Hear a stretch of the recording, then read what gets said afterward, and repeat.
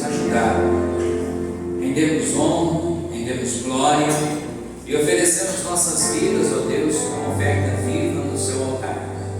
Nesta noite, Espírito Santo, derrame a tua graça, o teu favor, e cada um de nós, ó Deus, que aqui está, seja iluminado, seja abençoado, para que esta pessoa, Deus, possa, ao término deste culto, sair daqui com um vaso cheio, transportando o azeite do Espírito Santo.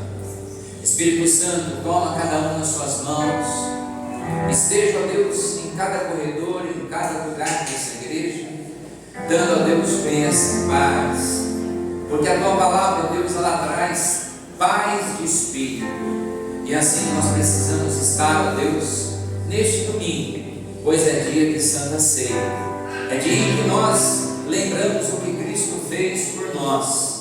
Ele morreu e sem pecado na cruz, ele foi crucificado em nosso lugar, levou dores, levou toda a maldição sobre si, e depois, ao terceiro dia, ele ressuscitou, e hoje ele vive para todos sempre. E assim diz a Bíblia, que todo aquele que nele crê não pereça, mas tenha a vida eterna. Diga: Senhor Jesus, eis-me aqui, fala ao meu coração, abençoe agora este culto, esta palavra, para que todos nós possamos crescer na graça, na fé e no amor, em nome de Jesus. Diga obrigado, Jesus. Amém. Glória a Deus. Senta, pode se acomodar, em nome de Jesus. Boa noite. Boa noite. Sejam bem-vindos, em nome de Jesus. Deus abençoe. Eu espero que essa noite a gente possa nos alimentar e ao término do culto todos possam ainda ter uma revelação para levar para esta semana. Que essa semana você possa meditar naquilo que Deus falou ao teu coração. Amém? Abra a Bíblia aí, quem tem, vamos direto para ela. Romanos 8, 14. Romanos 8, 14. 8, 14.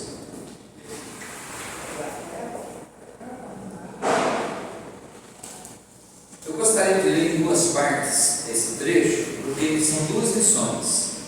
A gente vai falar de outras coisas, mas a princípio essa é a parte fundamental, é o alicerce de uma parede, de uma casa.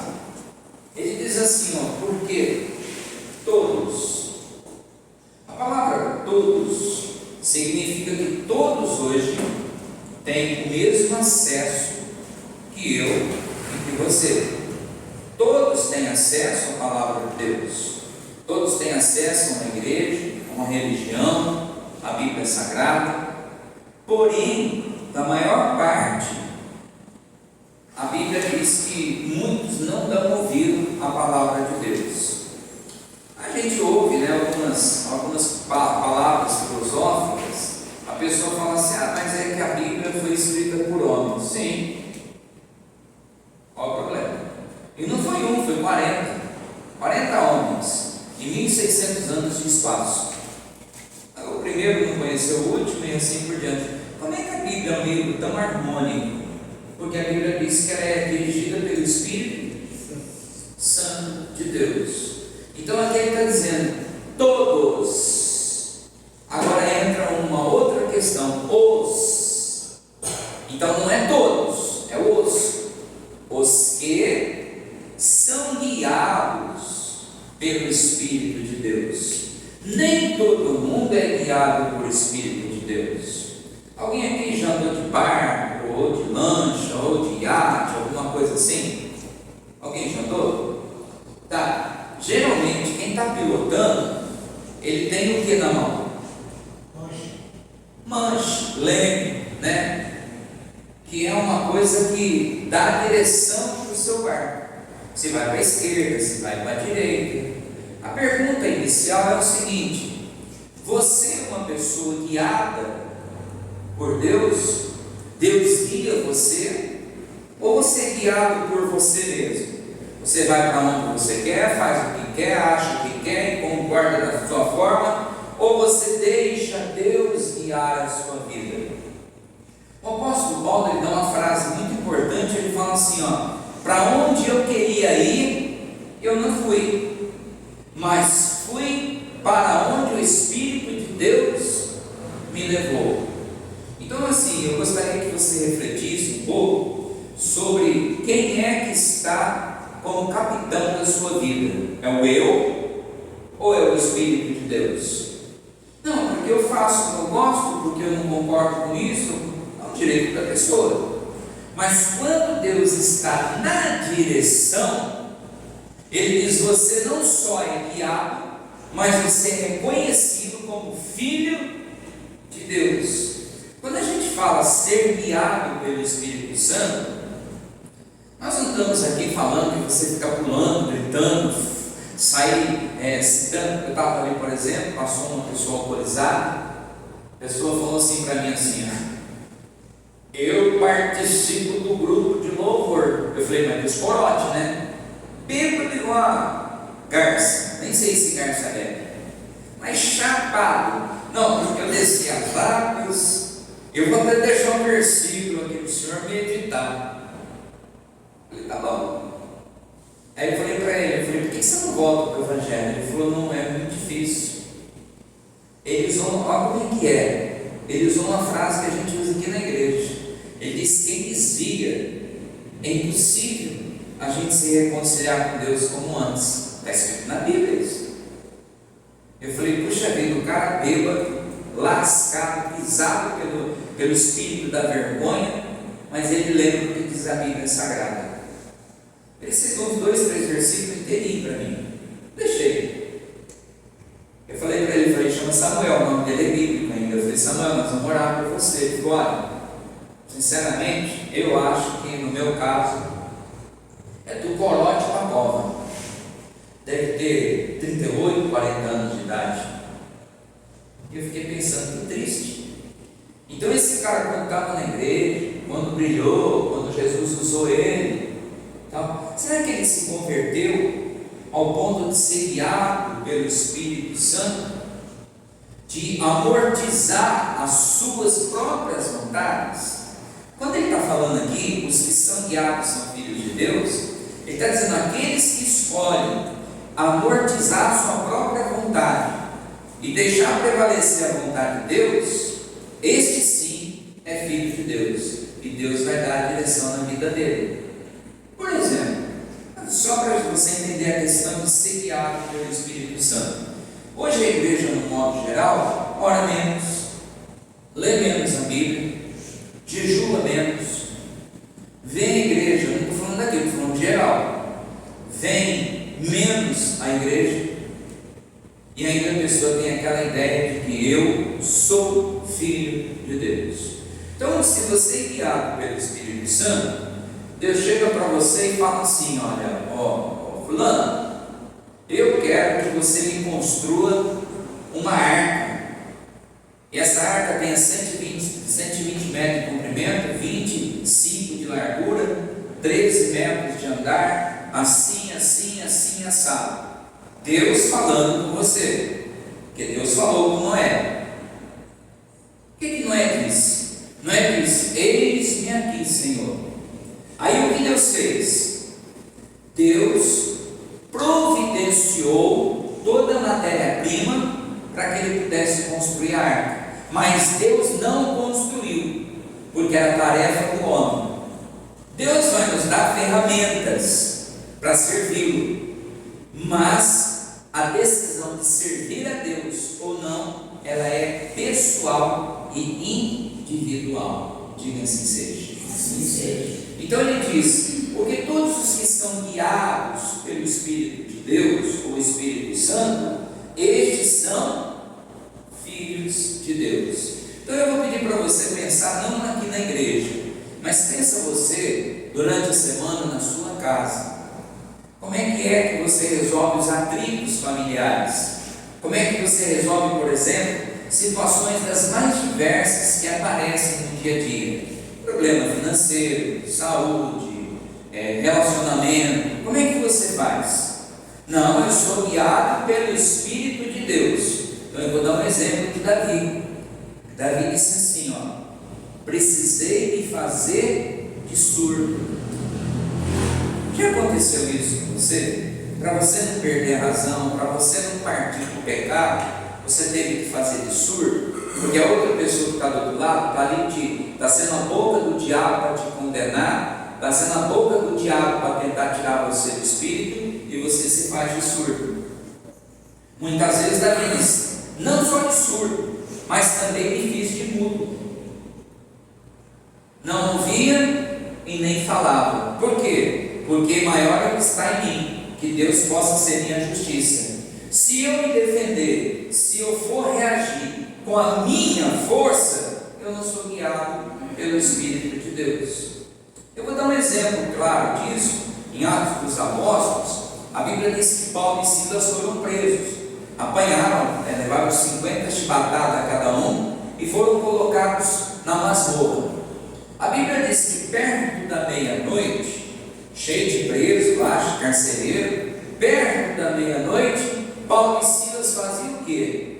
Sangrando no corpo machucado, tudo ferido. Eles poderiam estar reclamando, eles poderiam estar falando que não valeu a pena pelo Evangelho. Aí Silas, onde a gente está aqui sofrendo por causa de Jesus, sangrando por causa de Jesus, nem aqui ele está para nos ajudar. É o que muitos de nós fazem, reclamam, murmuram, porque está difícil, que eu tenho conta para pagar. Engraçado que todo mundo nessa vida tem conta para pagar. Parece que quando você fala, só você é a pessoa que tem problema. Todos nós temos. Jesus falou, neste mundo, todo mundo terá aflição. Nós temos problemas, seja ele familiares. Mas a minha família é complexa. Eu acho difícil você encontrar uma família bem equilibrada mesmo. Difícil. Só se você é seu marido e um filho só.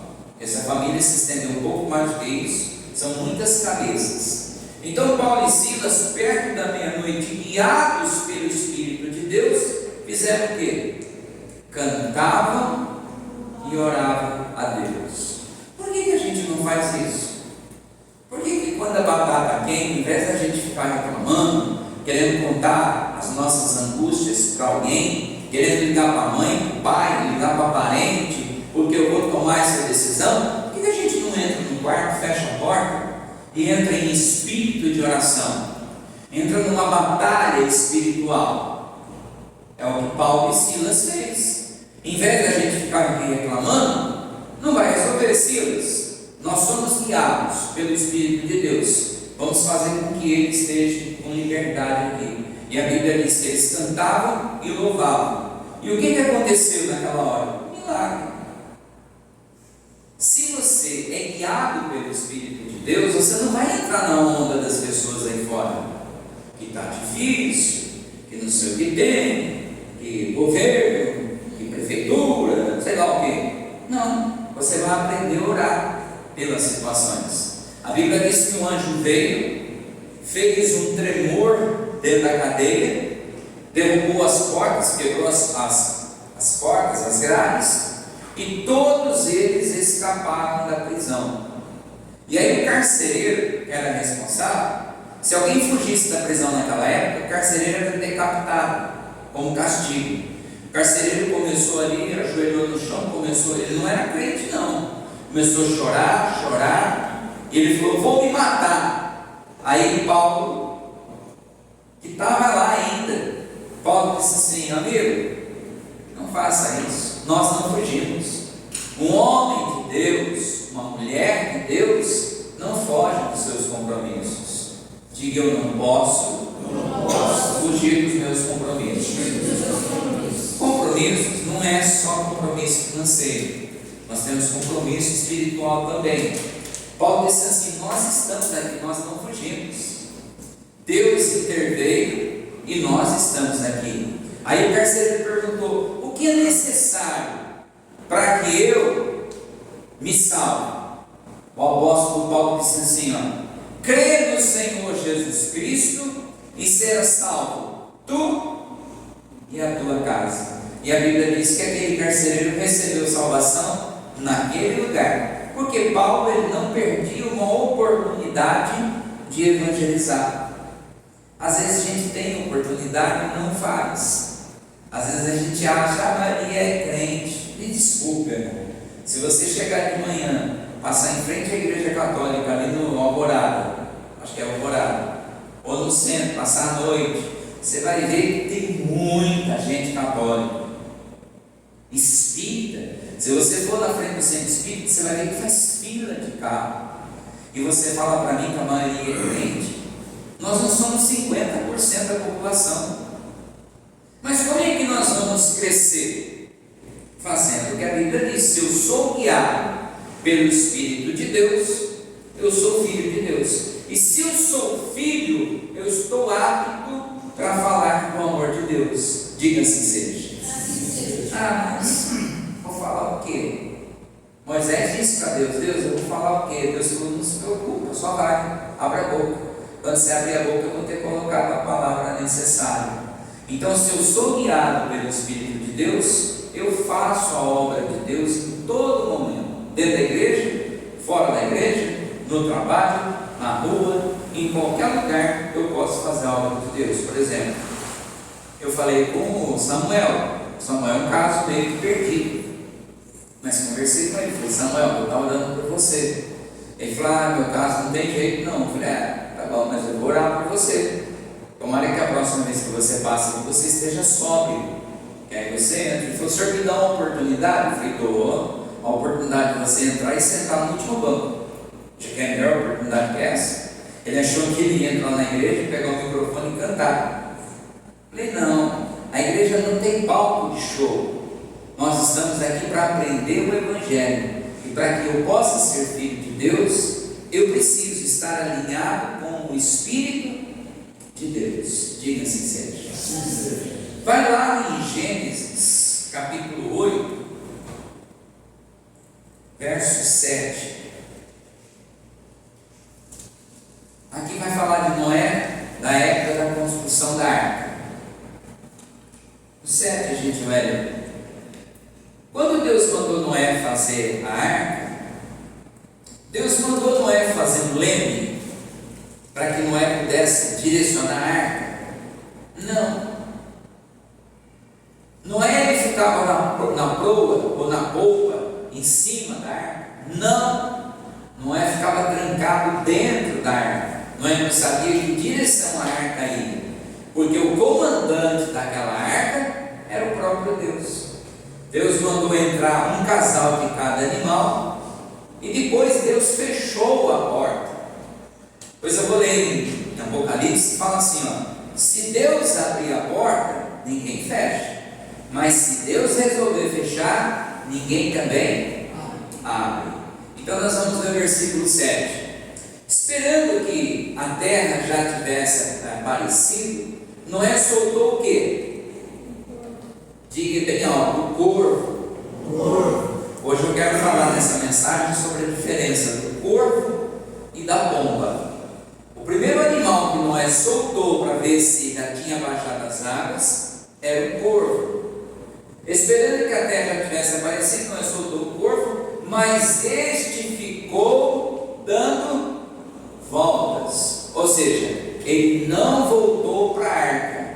O corvo não voltou para o seu lugar de origem.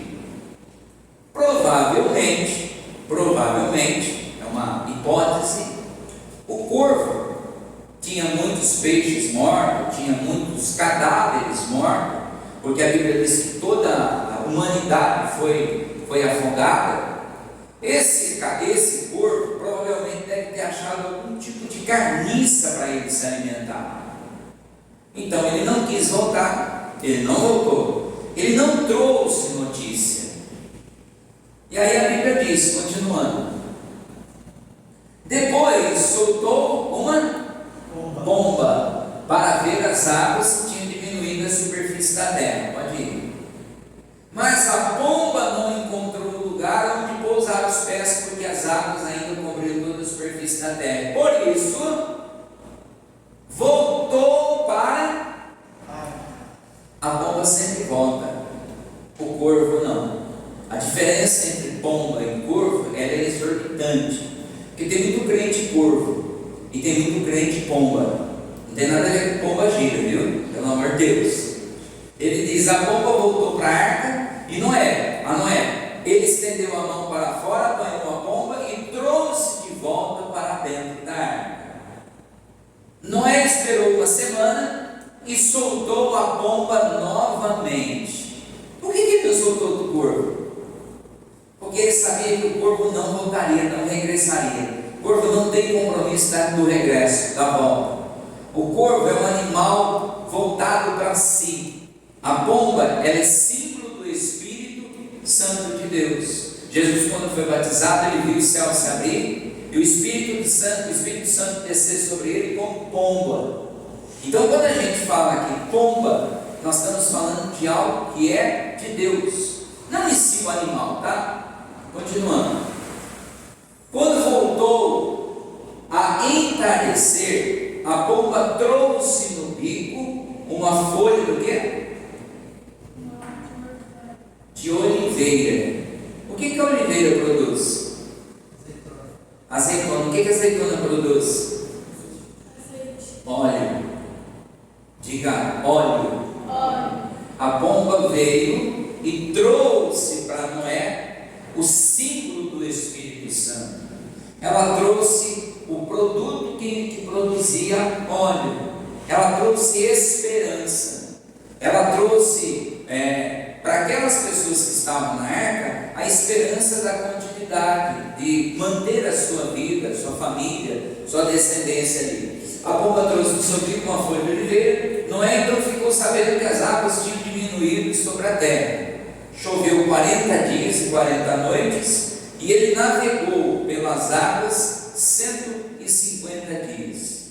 Ao término de 150 dias, ele soltou o corvo. O corvo não trouxe resposta, nem voltou. Soltou a pomba. A pomba voltou na primeira vez sem nada, porque não viu nada, mas ela regressou. Na segunda vez, a pomba trouxe o galho da oliveira. Aí eu fico pensando, naquela água, naquele monte de água, por que a oliveira ainda tinha os seus galhos para cima? Você já viu água e óleo se misturar? Água e óleo não se misturam. A pomba traz a referência da esperança do Espírito Santo. Ela traz o galho da oliveira. E aí, continuando, de volta soltou a pomba e dessa vez ela não voltou mais. Por quê? Porque agora ela tinha um lugar para pousar. Noé sabia que as águas tinham baixado. Aí, só para terminar, acho que só até aí. No primeiro dia do primeiro mês do ano 601 da vida de Noé, secaram-se as águas na terra.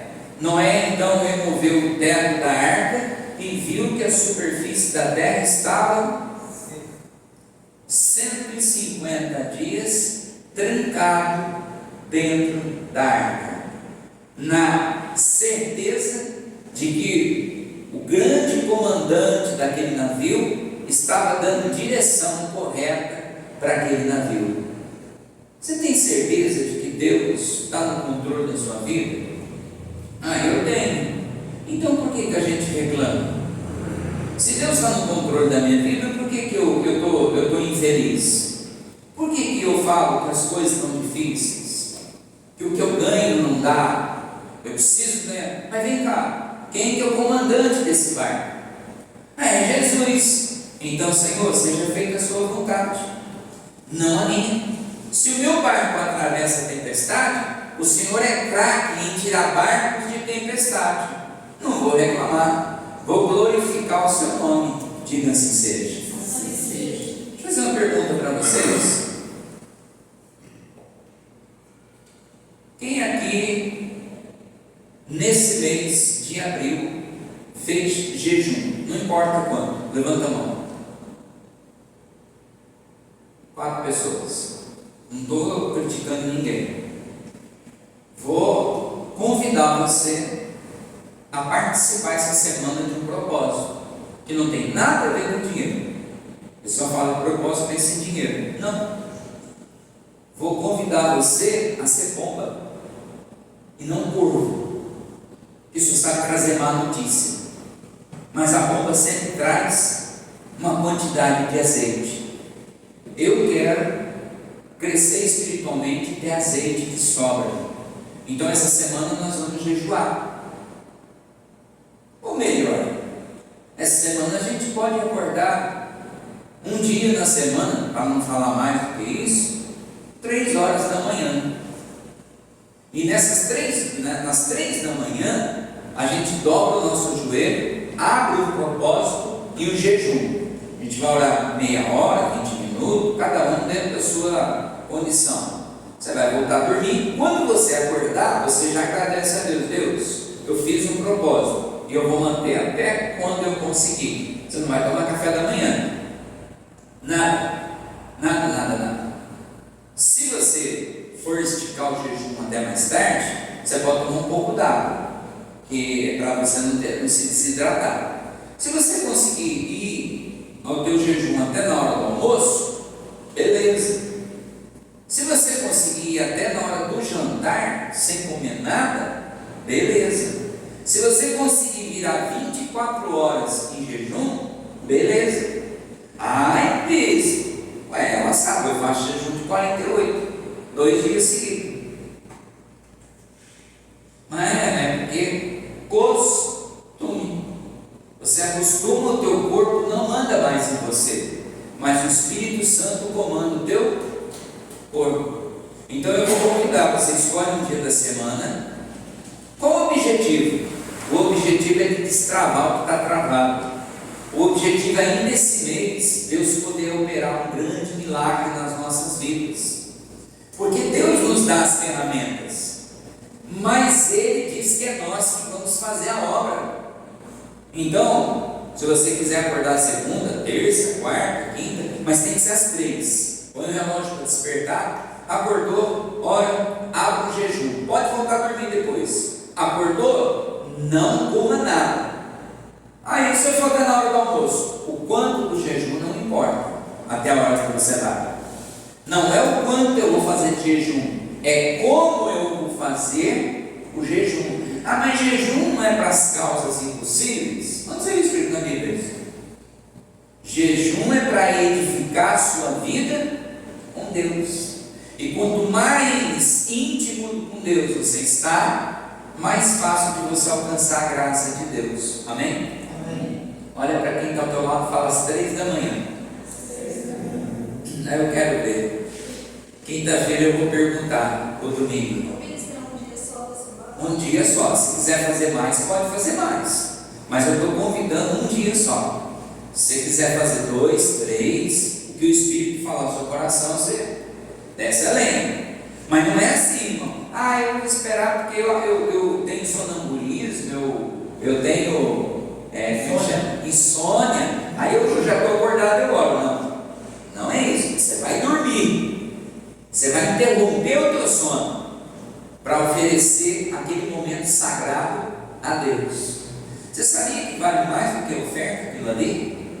Porque esse propósito é uma oferta que você oferece para Deus. É o momento do teu descanso, o momento do teu relaxamento, que você está dizendo: Deus, eu não estou vivendo para mim, mas eu vivo para o Senhor. Depois a gente fala mais sobre isso, tá? Mas é um dia só. Quem quiser fazer mais de um dia, fica a critério. Quiser fazer 2, 3. O objetivo não é sacrifício. Não quero que você fique sofrendo, com o olho inchado de manhã, trabalhando, abrindo a boca igual um doido varrido. Ai, não, estou dormindo, estou jejuando. Você jogou fora, não é para reclamar. Se fizer um dia ou 2, não precisa nem falar com ninguém. Ninguém tem que saber. Mas o que você está fazendo? Você fala macumba. Curioso, o que eu estou fazendo? Estou buscando a Deus, estou orando. A gente precisa criar mais hábito de fazer isso em casa.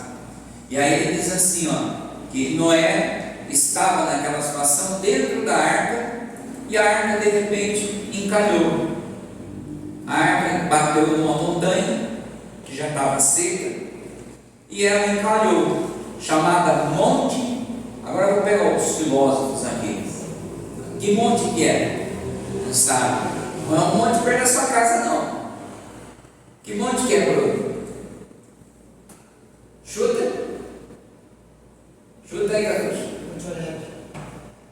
Monte Ararat. Monte Horebe é um, Monte Ararat é outro. A arca ficou encalhada no Monte Ararat. Aí Deus abriu a porta, porque a porta tinha sido fechada por fora por Deus.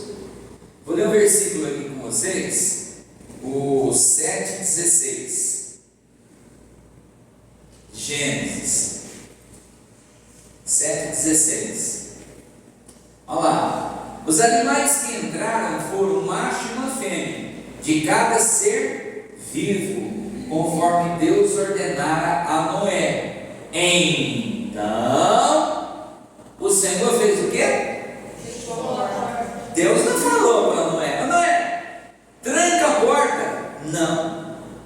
Deus assumiu a responsabilidade de trancar a porta por fora. Por quê? Porque muita gente que ia tentar entrar não poderia. Abra a Bíblia em Apocalipse 3:7. 3:7 do Apocalipse. Ao anjo da igreja que está em Filadélfia escreve essas palavras daquele que é santo, verdadeiro, que tem a chave de Davi, e que ele abre e ninguém. Por que a gente ouve frases de pessoas? O pessoal fala assim: Deus que abriu essa porta para mim. Passa um ano, a pessoa fala: não deu certo, sair. Aí eu pergunto: foi Deus que abriu? É igual a questão de casamento. Isso é relativo. Você fala: todo casal Deus uniu. Não. Nem todo casal está unido por Deus. Porque a Bíblia fala: o casal que Deus uniu, ninguém. Por que as pessoas conseguem se separar tão fácil? Eu casei na igreja, casei no civil. Isso não significa que Deus abençoou e consagrou para que aquilo seja mútuo, contínuo. Tem gente que se separa por causa de um copo que quebrou. Tem gente que se separa por causa de dinheiro. Tem gente que se separa por causa de outra pessoa no relacionamento. E eu pergunto: foi Deus que uniu esse casal? Mas está dentro da igreja. Não tem nada a ver com estar dentro da igreja ou estar fora da igreja. Muitos de nós já tomamos iniciativa na nossa vida amorosa baseado no que a gente achava melhor. A pergunta é: você consultou a Deus para ver se aquele era o caminho correto? Porque se ele abre, ninguém fecha. Então muitos de nós às vezes tomam decisões.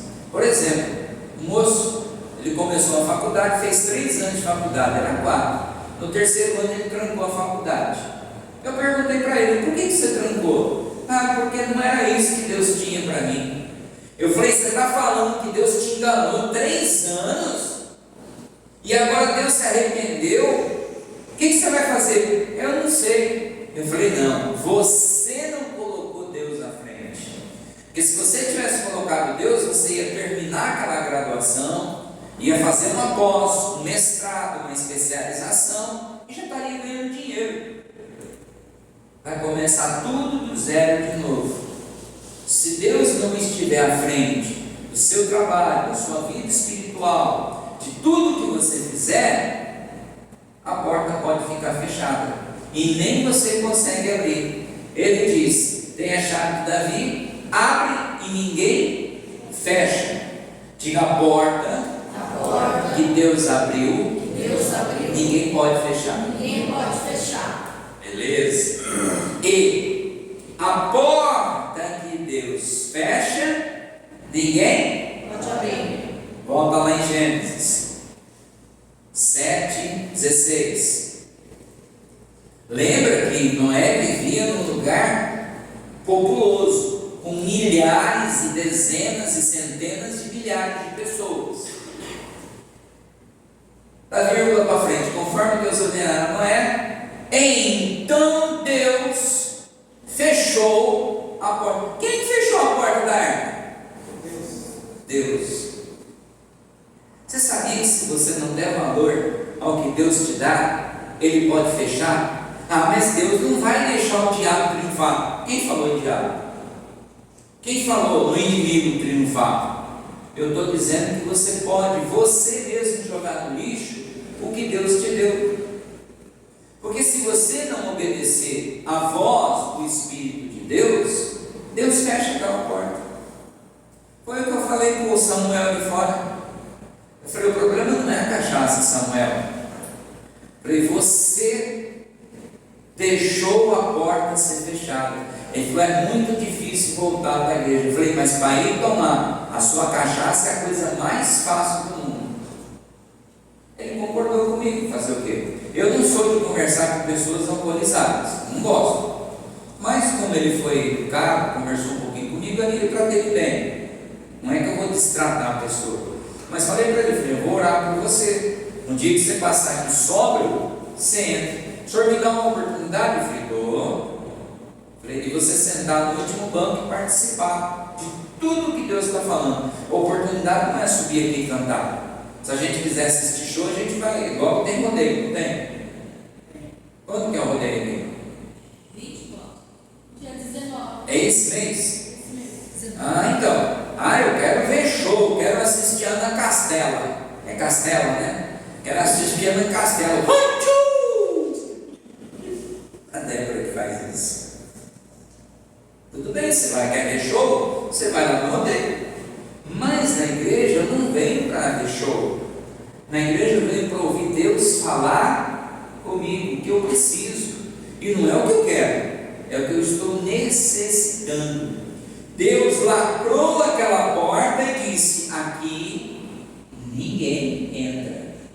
Vocês tiveram 120 anos de chance de se converter, porque a Bíblia diz que Noé foi pregoeiro da justiça por 120 anos, foi o tempo que ele levou para construir a arca. Ninguém se compadeceu, ninguém aceitou. Agora, no dia que a batata queimou e a água começou a descer, o povo queria entrar arranhada, paulada. Não tem jeito. A porta que Deus fecha não tem ferramenta que você usa para abrir. Mas se Deus abrir uma porta, não tem um filho de Deus, não tem nenhuma macumba que pode impedir Deus de operar. Deus vai impedir pessoas de fazer macumba para você? Sim ou não?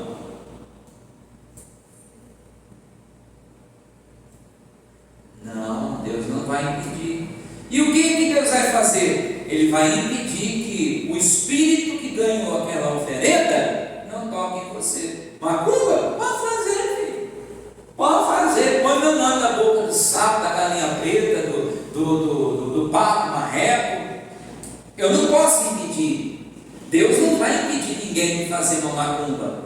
Mas Deus não vai permitir que aquele guia, que aquela entidade sequer cruze meu caminho. Porque maior é o que está em mim do que o que está neste.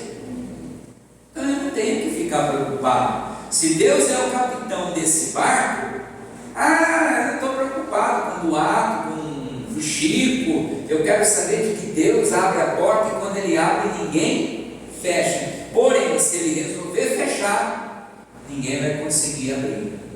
E aí, voltando aqui para a gente, ele diz aqui nesse versículo, aqui no finalzinho: então Deus fechou esta porta. Hoje eu quero pensar na chance de Deus abrir ou até fechar. Tem portas que têm que ser fechadas.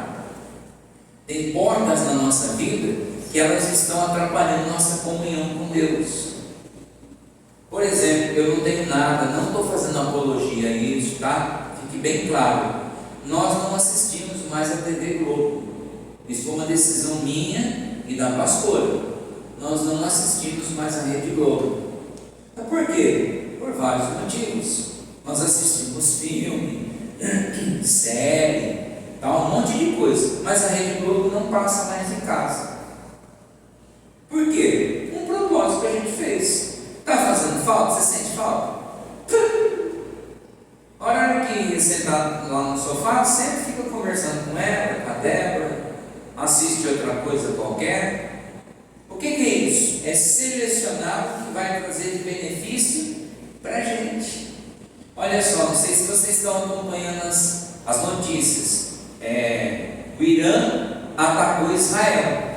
Você vê que a guerra era contra o Hamas, agora envolveu o Irã. Os Estados Unidos se posicionou. Que distância que nós estamos de uma guerra? Um passo.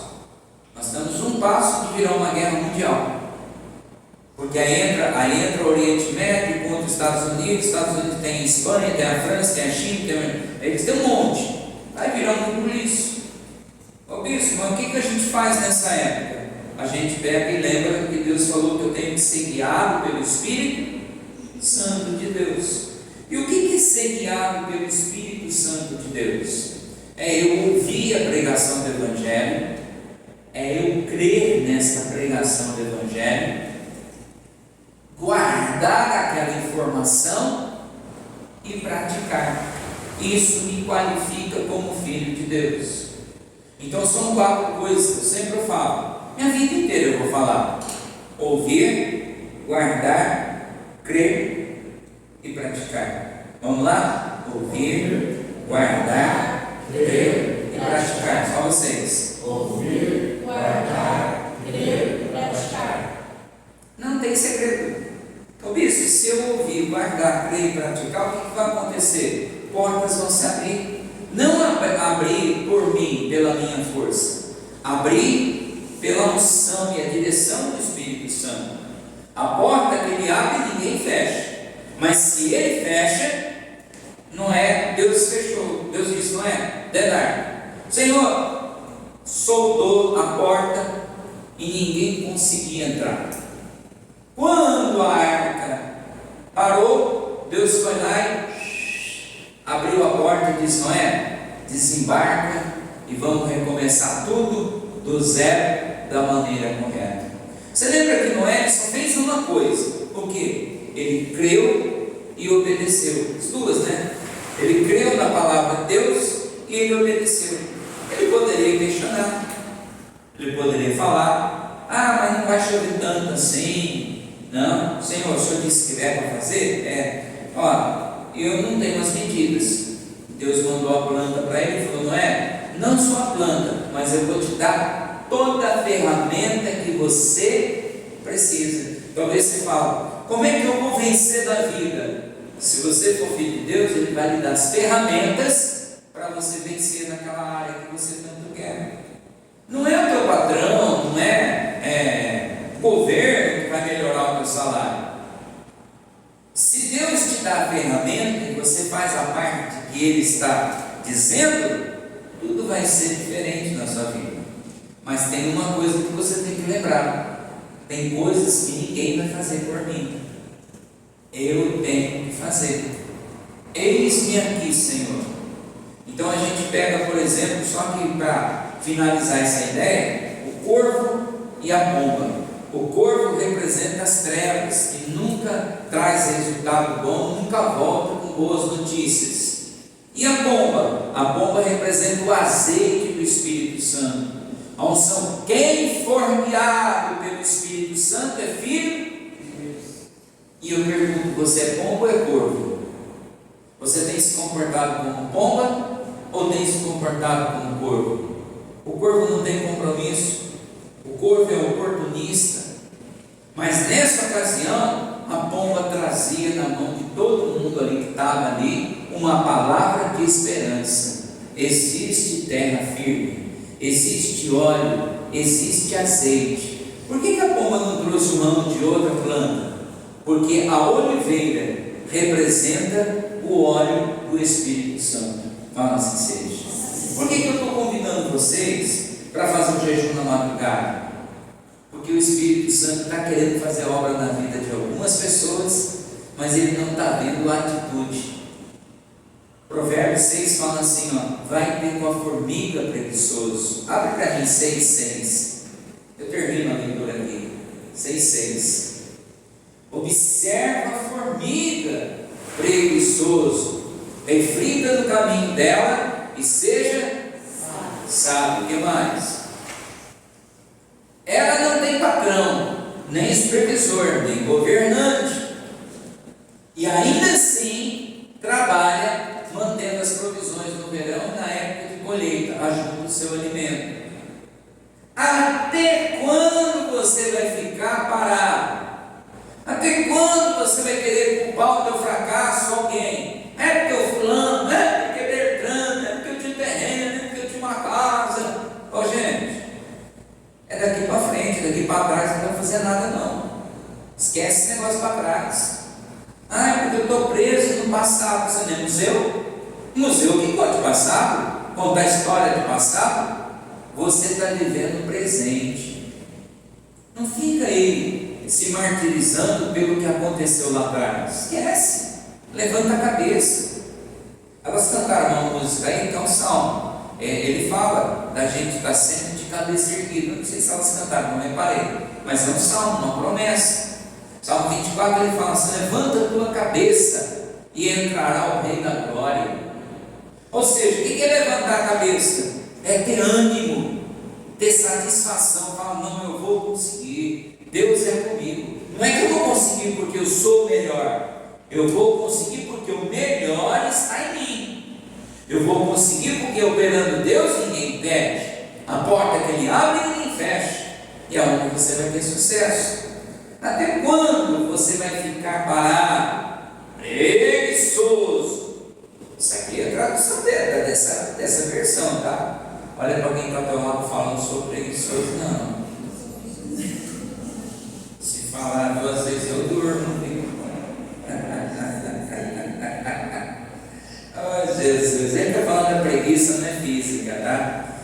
Tem hora que a gente está com o corpo mole mesmo, mas ele está falando de uma preguiça espiritual. Até quando vai ficar deitado preguiçoso? Quando você vai se levantar do teu sono? A pergunta: quando é que você vai tomar uma atitude na sua vida de uma mulher de Deus, de um homem de Deus? Deus está falando: ei, quando eu vou ver você tomar uma decisão de fé, não olhar para trás, você olhar para a promessa de Deus? O que está faltando? Semana talvez eu faça, talvez você não termine a semana, porque olha, estou com 53, eu nunca vi morrer tanta gente jovem como morreu no ano passado e esse ano. Está morrendo mais os jovens do que os velhos. Os velhos estão aguentando firme, 18, 17, 15, 22, abaixo de 30 está morrendo gente igual capim. Mas do que? De coisas que você nunca ouviu falar: infarto, derrame, e vai embora. Nossa, bispo. Pergunta para quem está ao lado: fala, quantos anos você tem? Você está na lista, hein? Olha que você está na lista, está com a senha da prova. A senha vai ser chamada. Diga: Deus me livre. Deus me livre. Sai de mim, Satanás. Sai para lá, algogênio. Próximo. Tirando uma soneca. Ele está falando aqui no sentido de comodismo. Tirando uma soneca, cochilando um pouco, cruzando os braços. A palavra cruzar braços significa que você, não é braço, tá? Significa que você não tem iniciativa. Você reclama, murmura, mas você não tem iniciativa. Ele está falando: você é uma pessoa sem iniciativa. Para descansar. O último versículo, acho que é esse. Sua pobreza, seu fracasso, o surpreenderá como um assaltante. Sua necessidade sobrevirá como um homem armado sobre você. Sabe o que ele está resumindo aqui? Ele falou: se você não tiver atitude, não se posicionar, não crescer espiritualmente, quando você abrir os olhos, você já está no fundo do poço. E aí não tem o que se fazer. Perdeu. O que Deus está falando? Deus está dizendo o seguinte: o fundo do poço não é o seu lugar. De um animal, a cauda não é você. Porque a cauda só serve para espantar mosquito. Deus disse: você é a cabeça e não a. Só ficará por e não por. Deus está dizendo: eu coloquei em você a capacidade de triunfar. Mas se você for uma pessoa que fica esperando cair do céu, você não vai triunfar. seja no amor, seja no profissional, seja no espiritual, seja em qual área que você imaginar. Lógico, cada um de nós aqui tem uma necessidade diferente. Não quer dizer que porque o fulano está precisando de dinheiro, você também tem que ficar pensando em dinheiro. Dinheiro é bom, lógico, mas nem sempre o dinheiro te traz a felicidade. Às vezes você está bem, em paz, sossegado. Eu vou falar um assunto, não vou ler mais aqui não. Vou falar um assunto que eu acho interessante. Vou perguntar no modo geral. Seja franco, só levanta a mão se for, se não for, você não levanta a mão. Quem é que é ansioso? Levanta a mão. 70%. Tá bom, vou mudar a palavra. Quem aqui é uma pessoa preocupada com o futuro? Levanta a mão. Aí, isso é ansiedade. Ou seja, você é ansioso e não sabe. Tem gente que é ansioso e não sabe. Porque a Bíblia diz assim: não vos preocupeis com amanhã. Quem é que planta o lírio do campo? Quem trata dos pássaros? É Deus. Quem dirá de você? Amanhã Deus vai suprir tudo que for necessidade da sua vida. A gente fica ansioso, o coração acelera, a gente treme, a gente começa a ter problema de se relacionar, a gente começa, bispo, o que é isso? O capitão não está no controle. Se o capitão estiver no controle, tudo vai ficar mais tranquilo. Eu quero tudo para onde? Você quer tudo para onde? Eu quero, quando eu quero uma coisa, eu quero e vou até o final. Aí depois que bate a cabeça, você culpa quem? Só você. Você é culpado, ou culpado, porque você é teimoso e faz o seu jeito. Quem é guiado pelo Espírito Santo não fica preocupado com o que vai acontecer ou deixa de acontecer. A única certeza que você tem é: a porta vai se abrir. Não porque eu sou bom, porque o Deus que diz eu sou estará na minha vida, e a porta que Ele abre ninguém. E se Ele resolver fechar, não abre, ninguém mais abre. Então a gente para pensar aqui, ele diz assim: se você não for uma pessoa de atitude, de iniciativa, se você não tomar uma posição na sua vida, quando menos você perceber, você está no fundo do poço. Mas eu sou filho de Deus. Filho de Deus é quem é guiado pelo Espírito de Deus. Ouvi, guardei, criei e pratiquei. Sou santo? Não. Tenho pecado? Tenho. Por isso eu estou aqui hoje para dizer: Senhor, me perdoa, porque eu preciso, careço da sua misericórdia, do seu perdão. Nada impede. Ou você acha que você vai virar santo para Deus te abençoar? Você acha que você tem que ser uma pessoa perfeita para Deus te abençoar? Não. Eu só tenho que querer ser uma pessoa um pouco melhor do que ontem. Ontem eu fui uma pessoa, hoje eu quero ser uma pessoa melhor do que ontem. E amanhã vou querer ser melhor do que hoje. A gente vai ser perfeito? Não. Mas a gente com certeza vai buscar a perfeição para ir se aperfeiçoando. Amém? Então, só para a gente poder aqui, eu vou fazer um propósito, tá? Eu acho que um dia legal é quarta-feira, terça para quarta. Hoje não. O que a gente fez, estou falando hoje, qual o objetivo? De não ficar de braço cruzado, não ficar esperando cair do alto, não ficar esperando que alguém faça para a gente. Que Deus possa ver nossa atitude, nos dar matéria-prima, mas Ele comandar isso na vida. Então, na madrugada da terça para quarta, 3 horas da manhã, está convidado. Quem quiser fazer mais do que um dia, quem quiser acordar, aí é você. Eu estou só convidando e não é imposição. Porque a pessoa fala: eu fui na igreja, sou obrigado ao dízimo. Você não é obrigado nem a sentar na cadeira, quanto mais fazer outra coisa. Eu estou convidando a igreja a acordar na madrugada da terça para quarta, às 3 horas da manhã. Aí você vai orar do seu jeito, você vai falar com Deus, você vai falar: Deus, eu vou abrir um jejum nesse propósito, junto com a igreja.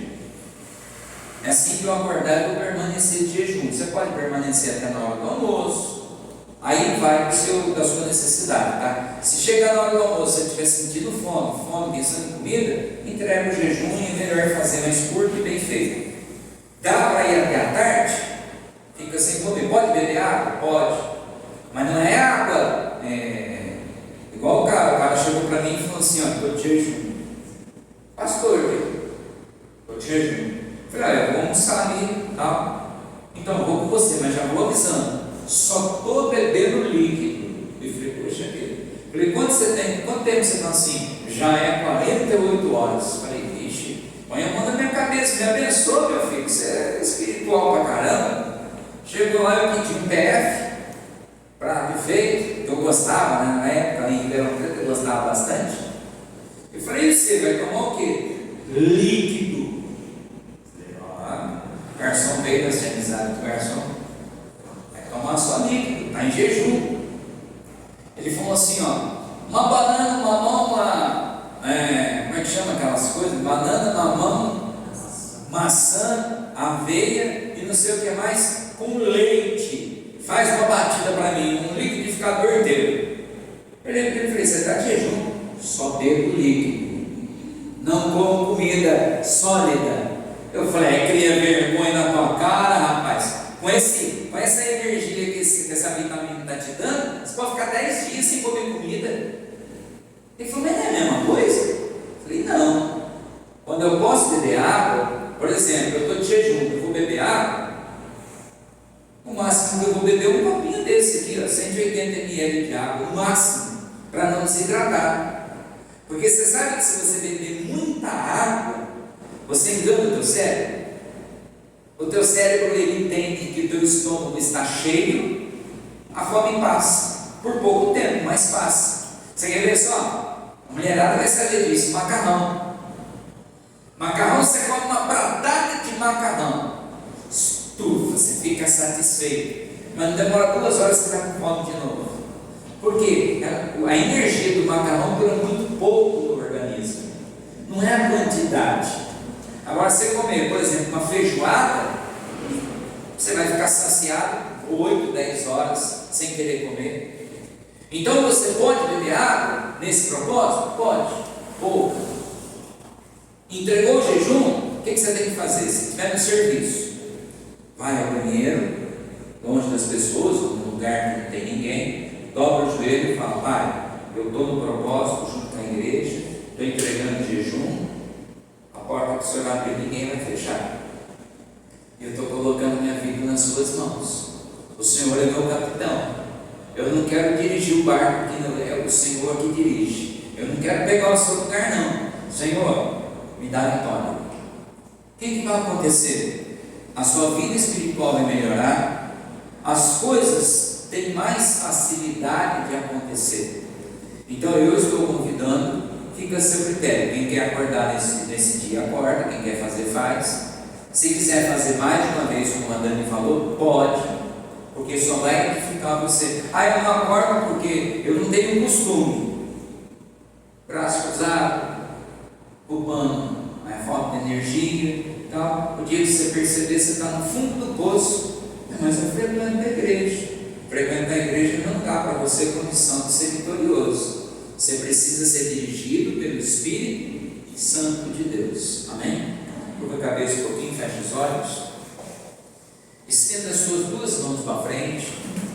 Em nome de Jesus, diga: Espírito Santo, coloque nas minhas mãos o azeite consagrado, abençoado. Que esse azeite seja derramado sobre a minha vida, do alto da cabeça até a planta dos pés. E em nome de Jesus, que a sua promessa seja verdadeira na medida em que eu praticar o que aqui foi ensinado. Eu ouvi, eu guardei, eu acreditei, e agora eu vou praticar. Coloca uma mão sobre a sua cabeça e diga que do alto da minha cabeça até a planta dos meus pés, o sucesso pode tomar conta da minha vida.